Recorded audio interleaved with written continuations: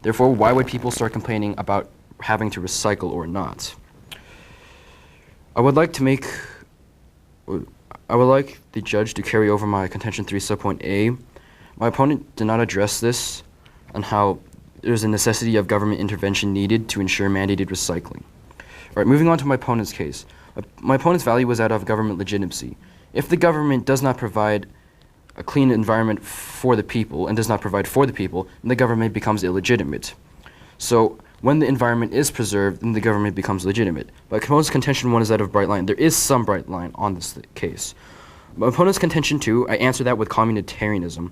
My opponent's contention 3 stated, all right, environment is still protected with incentives. All right. All right, what we can see here is that he does not address my contention 3, that the environment is still protected, and he does not answer that the incentive program still provides solvency.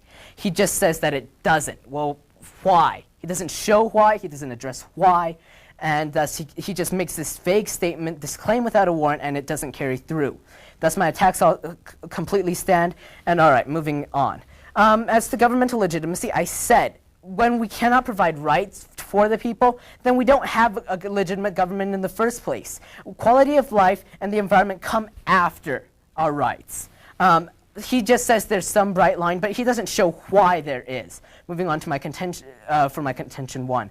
Moving on to my contention 2, that people don't like sacrificing rights. He says that communitarianism covers this. I will address it as I move down to the affirmative flow. As I have already shown, his overview upon my attacks all go away because they do not address, he just makes these claims without a warrant, and they don't carry through. They cannot show why, they cannot show how, and thus his defense falls on every single one of his points. I adopted his value of quality of life because I did that in my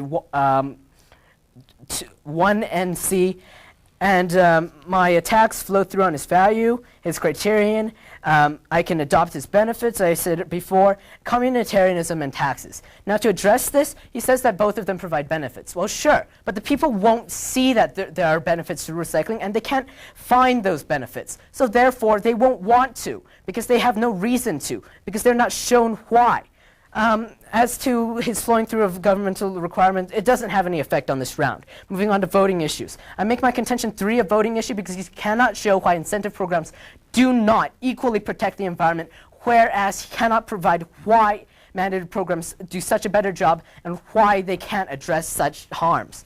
And please vote for the negative. My opponent stated that his contention 3 never was addressed. However, my contention 3 subpoint B already answers this under the fact that the status quo does not work, and our status quo includes incentive recycling. Also,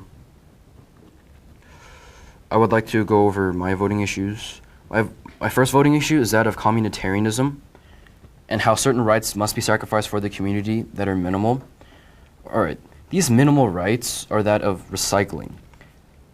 My opponent makes rights a huge issue when it actually is not, and certain minimal rights must be sacrificed in order to achieve a better quality of life later on.